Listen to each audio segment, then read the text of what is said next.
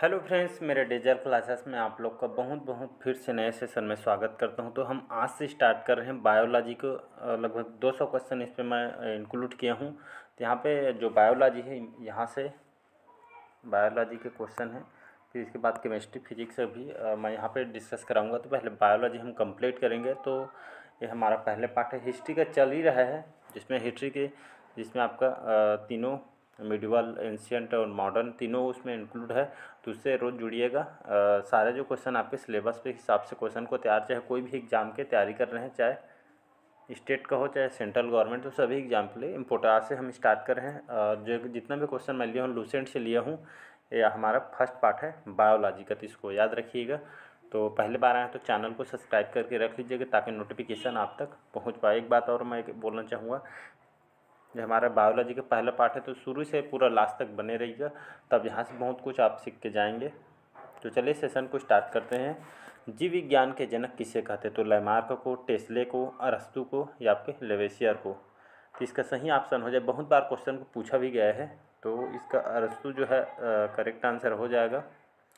तो अरस्तु C option correct answer हो जाएगा। तो जीव विज्ञान के जनक किनको कहा जाता है? अरस्तु को कहा जाता है। तो बायोलॉजी जो आपके हम बोलते हैं, बायोलॉजी करके नहीं बोलते हैं बायोलॉजी, तो जीव विज्ञान जो शब्द है इसको हिंदी में जीव विज्ञान कहते हैं, इंग्लिश में इसको बायोलॉजी। तो इसी शब्द को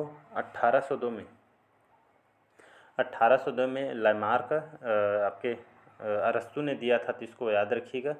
और आपका जो लैमार्क थे, इन्होंने जीव विज्ञान शब्द को दिया है। अगर जीव विज्ञान का जनक पूछे तो अरस्तु लेना है, और बायोलॉजी या जीव विज्ञान शब्द को किसने दिया है? तो आपके लैमार्क और ट्रेवेनियरस ने दिया है। तो इसको याद रखिए, आपके दोनों ने इस शब्द को दिया है 1802 में, तो इसको याद रखिएगा। अगला क्वेश्चन देखते हैं। तो यहाँ से 2 क्वेश्चन पूछा जाए, जीव विज्ञान के जनक किसे? तो अरस्तु को कहा था। जीव विज्ञान जो शब्द है ये किसने दिया है? तो आपके लैमार्क ने 1802 में, और ट्रेवेनियर जो वैज्ञानिक थे इन्होंने दिया था। तो इसको याद रखिए, यहाँ से 2 क्वेश्चन है पूछे जाते हैं। अगला क्वेश्चन देखते हैं। यहाँ पे साइटोलॉजी का अध्ययन किस में किया जाता है? तो साइटोलॉजी जो अध्ययन यहाँ पे कौन से यहाँ पे किस में अध्ययन किया जाता है? जीवाणुओं को इसमें अध्ययन किया जाता है, कोशिकाओं का अध्ययन किया जाता है, या फसलों का अध्ययन किया जाता है, या इसमें जनसंख्या का यहाँ पे अध्ययन किया जाता है? यहाँ पे देखें तो इसका सही ऑप्शन हो जाएगा, कोशिकाओं का अध्ययन साइटोलॉजी में किया जाता है। तो इसका जो सही ऑप्शन हो जाएगा, कोशिकाओं के इसमें अध्ययन किया जाता है, जिसको साइटोलॉजी भी कहते हैं। इसको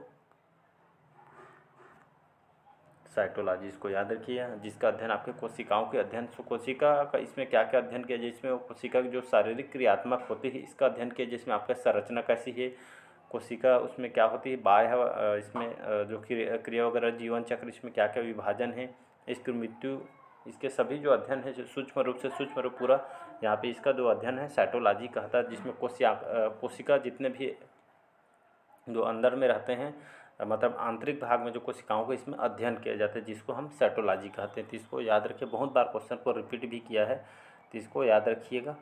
अगला क्वेश्चन देखते हैं। और यहाँ पे इसको अगर पूछे आपका जीवाणुओं का अध्ययन किस में किया जाता है, तो इसमें बैक्टीरियोलॉजी, इसके अंतर्गत आपका जीवाणुओं का अध्ययन जो है इसमें किया जाता है। अगर वहीं पूछे आपका फसलों का जो अध्ययन इसमें किस में किया जाता है, तो पोमोलॉजी, नाम सुने होंगे, बहुत बार एग्जाम में क्वेश्चन को पूछा है। तो पोमोलॉजी याद रखिए, पोमोलॉजी में क्या होता है, जो इसमें फलों के इसमें अध्ययन किया जाता है फसल वगैरह में, तो इसको याद रखिएगा। अगर आपसे पूछे कि यहाँ पे जनसंख्या का जो अध्ययन है ये आपका किसके द्वारा किया जाता है, तो जनसंख्या का जो अध्ययन है इसमें आपका डेमोग्राफी, इसको डेमोग्राफी बोलते हैं। तो डेमोग्राफी जो है आपके इसमें जनसंख्या का अध्ययन किया। जनसंख्या का इसमें आपका आकार कैसे, वितरण, घनत्व, संरचना, इसमें ये आपका जन्म, मृत्यु, आयु, इसमें आपके जो लिंग, वैवाहिक स्थिति वगैरह, इसमें शिक्षा वगैरह, रोजगार की, इसमें जनसंख्या का अध्ययन, इसमें आपका क्या कहलाता है? तो डेमोग्राफी कहलाता है। तो इसको याद रखिएगा। इसमें से जो क्वेश्चन है चारों पूछा गया क्वेश्चन है, तो इसको याद रखिएगा। अगला क्वेश्चन देखते हैं। यहाँ पे निम्न में से किसका जो निर्माण है जो हमारे शरीर में नहीं होता है? तो विटामिन ए, प्रोटीन, एंजाइम या वसा। इसका सही ऑप्शन हो जाएगा ये आपका जो विटामिन ए है, इसका जो निर्माण हमारे शरीर में नहीं होता। कहने का मतलब विटामिन की जो आवश्यक पदार्थ है आपके, जो हमारे मानव शरीर में इसमें निर्मित नहीं किया जा सकता है। बाकी ये आपका करेक्ट हो जाएगा। अगला क्वेश्चन देखते हैं आप, निम्न में से एड्स जो है आपके किसके कारण होता है? ये आपके जीवाणु के कारण, विषाणु के कारण, फफूंद के द्वारा, कृमि के द्वारा। तो इसका सही ऑप्शन हो जाएगा, बहुत बार क्वेश्चन पूछा है, विषाणु करेक्ट आंसर हो जाएगा। तो एड्स किसके माध्यम से होता है? आपके ये आपका संक्रमण के कारण फैलता है, इसको याद रखिए। इसमें यहाँ पे यौन संबंध बनाने से भी होता है, और जो ब्लड वगैरह जो हम दान वगैरह देते हैं तो उससे भी हो जाता है, और आप पे जो शिशु संक्रमण से भी यहाँ पे हो जाता है, कई तरह से इसमें हो जाता है।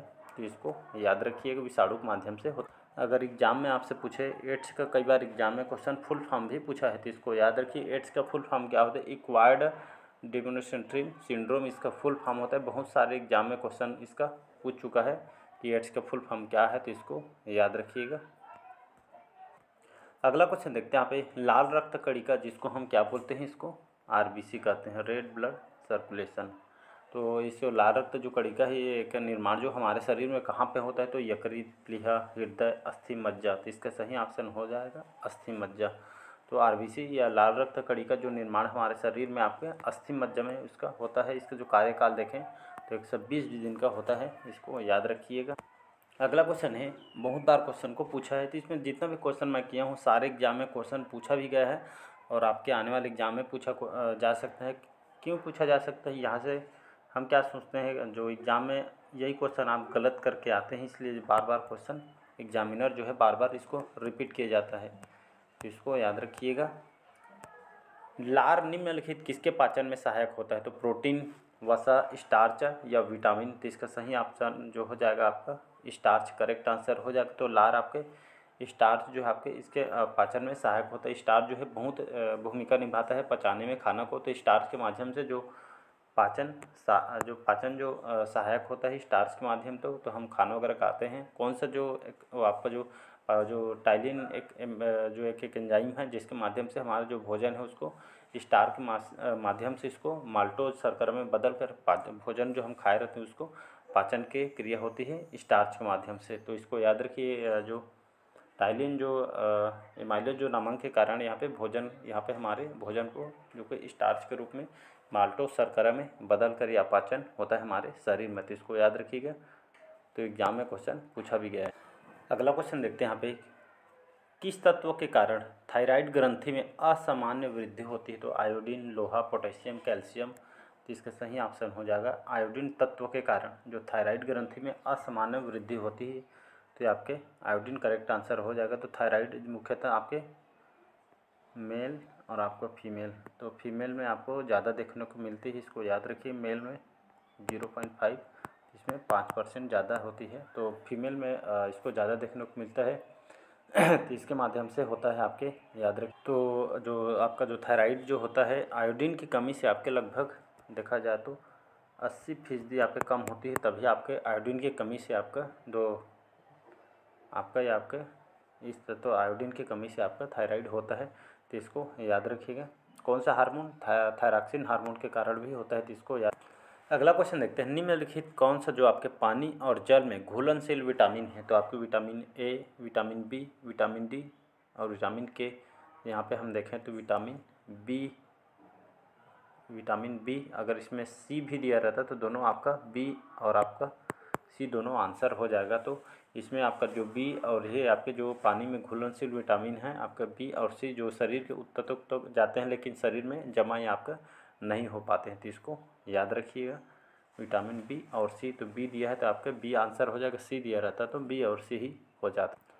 अगला क्वेश्चन देखते हैं यहाँ पे, निम्नलिखित कौन सा जो आपके टमाटर के लाल रंग के उत्तरदायी, मतलब कौन सी जो है आपका विटामिन जिसके कारण यहाँ पे टमाटर को जो रंग आपका लाल होता है, तो इसको याद रखिएगा। तो बीटा कैरोटीन, एंथोसाइनिन, लाइकोपिन या उपरोक्त सभी।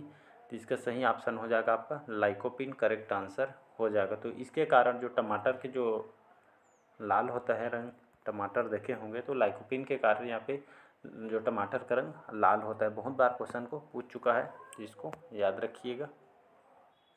अगला क्वेश्चन देखते हैं, तो इसका सही आंसर हो जाएगा आपका लाइकोपिन। अगला क्वेश्चन देखते हैं यहाँ पे, निम्नलिखित किसकी कमी के कारण अरक्तता रोग हो जाता है, मतलब रक्त की कमी हो जाती है कहने का मतलब है, तो इसी को अरक्तता कहा जाता है।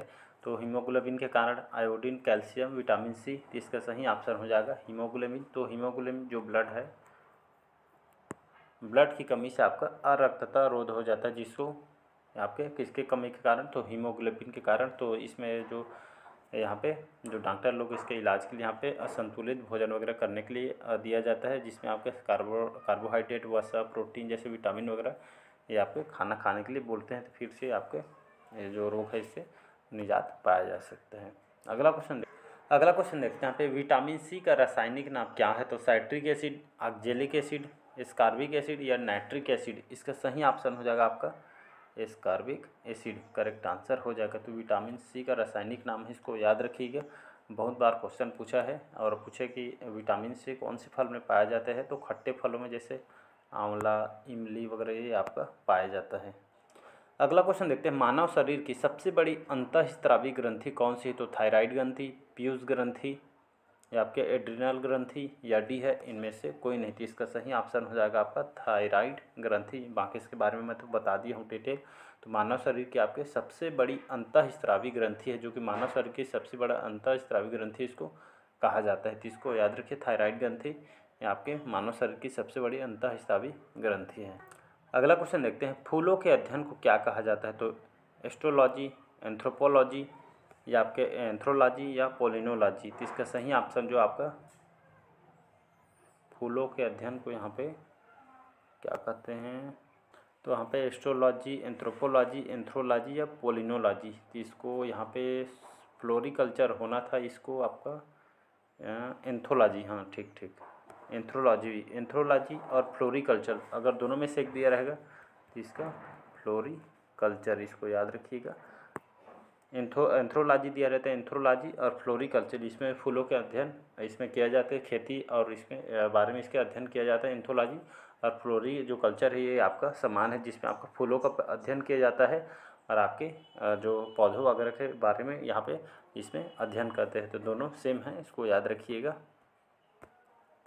अगला क्वेश्चन देखते हैं, गुर्दे की कार्यात्मक इकाई कौन सी है, मतलब जो गुर्दे का जो मुख्य कार्य जो इकाई कौन सी है, तो एक्सान, न्यूरॉन, नेफ्रॉन या धमनी। इसका सही ऑप्शन हो जाएगा नेफ्रॉन, करेक्ट आंसर हो जाएगा। ये आपके गुर्दे की कार्यात्मक इकाई है, कहने का मतलब है जो जो गुर्दे के जो मुख्य कार्यकर्ता नेफ्रॉन को कहा जाता है। इसके माध्यम से ये आपका इसका जो मुख्य कार्य देखें तो आपको जो ब्लड होता है रक्त को छानने का काम करता है, फिर उसको अवशोषित करके यहाँ पे रक्त में पानी और घुलनशील पदार्थों के आपके विनियमित करता है, इसको छानने का काम करता है। तो इसको याद रखिएगा। अगला क्वेश्चन देखते हैं यहाँ पे, दुनिया का सबसे बड़ा पुष्प कौन सा है, तो आपका रेफ्लेशिया है, इसको याद रखिएगा। नेक्स्ट क्वेश्चन देखते हैं। अगला क्वेश्चन है, हमारे शरीर में त्वचा के नीचे उपस्थित जो वसा होती है कि आप किसके विरुद्ध कार्य करती है, तो शरीर में ऊष्मा की हानि से, शरीर में लवण की क्षति से या शरीर में अनिवार्य द्रव की क्षति से या इनमें से कोई नहीं। इसका सही ऑप्शन हो जाएगा आपका शरीर में ऊष्मा की हानि से। आपका जो हमारे शरीर में त्वचा के नीचे जो उपस्थित वसा होती है आपकी इसके विरुद्ध कार्य करती है। तो शरीर में ऊष्मा की क्षति के विरुद्ध आपके अवरोधक के रूप में आपका कार्य करती है। तो इसको याद रखिएगा, शरीर में ऊष्मा की हानि से आपके विरुद्ध काम करती है त्वचा के जो नीचे उपस्थित जो वसा होती है। अगला क्वेश्चन देखते हैं। यहाँ पे क्वेश्चन को बहुत बार क्वेश्चन पूछा भी गया है, तो इसको याद रखिएगा। निम्नलिखित में से किस तत्व की उपस्थिति के कारण मानव मूत्र का जो रंग होता है आपका पीला होता है, तो पित्त के कारण, वसा के कारण, लसिका के कारण या यूरोक्रोम के द्वारा। तो इसका सही ऑप्शन हो जाएगा यूरोक्रोम, इसको याद रखिएगा। तो इस तत्व की उपस्थिति के कारण जो मानव मूत्र का जो रंग है आपका पीला निकलता है, ये पीला निकलता है, इसको याद रखिएगा। और इससे क्या होता है, जो पेशाब जो अगर पीला निकलता है तो अगर समझ जाना कि आपके शरीर में जो कि पीला पेशाब निकलता है तो समझ जाइए उसके शरीर में पानी की कमी हो जाती है, तभी ऐसा होता है। तो पानी जितना हो सके उतना पीजिए, मिनिमम मतलब कम से कम आपको कम से कम 5 लीटर मतलब दिन में पीना चाहिए, 5 से 6 जितना हो सके आप पीना चाहिए पानी को। तो इसको याद रखिएगा। तो यूरोक्रोम के कारण जो मानव मूत्र का रंग पीला होता है। तो सबसे ज़्यादा डॉक्टर यही सलाह दिया जाता है। तो सबसे ज़्यादा जो हमारा शरीर बना है लगभग 90% जो हमारा शरीर पानी से बना है, तो इसे जितना हो सके पानी पे ज़्यादा पीजिए। अगला क्वेश्चन देखते हैं, मानव शरीर की सबसे छोटी अंतःस्रावी ग्रंथि कौन सी है? तो इसका सही ऑप्शन हो जाएगा पीयूष ग्रंथि, इसको याद रखिएगा। और यहाँ जो आपका जो थायराइड ग्रंथि मैंने स्टार्टिंग में बताया था, थायराइड ग्रंथि यह कि मानव शरीर की सबसे बड़ी ग्रंथि है। दोनों क्वेश्चन पूछ चुकी है, छोटा पूछे तो पीयूष ग्रंथि, थायराइड ग्रंथि सबसे बड़ी अंतःस्रावी, छोटी आपके पीयूष, थायराइड बड़ी, तो कन्फ्यूज नहीं होना है। थायराइड जो ग्रंथि मानव शरीर के सबसे बड़ी अंतःस्रावी ग्रंथि है और पीयूष ग्रंथि आपके सबसे छोटी अंतःस्राव ग्रंथि है मानव शरीर के। तो दोनों क्वेश्चन पूछ चुका है। अगला क्वेश्चन देखते हैं, निम्नलिखित में से किसे आरबीसी का कब्रिस्तान कहा जाता है? बहुत बार क्वेश्चन को रिपीट किया है, तो यकृत, हृदय, प्लीहा, अस्थि मज्जा, तो इसका सही ऑप्शन हो जाएगा प्लीहा, इसको याद रखिए। ये वो आपका जो प्लीहा है इसको आरबीसी का, इसका फुल फॉर्म होता है रेड ब्लड सेल्स, इसका फुल फॉर्म होता है।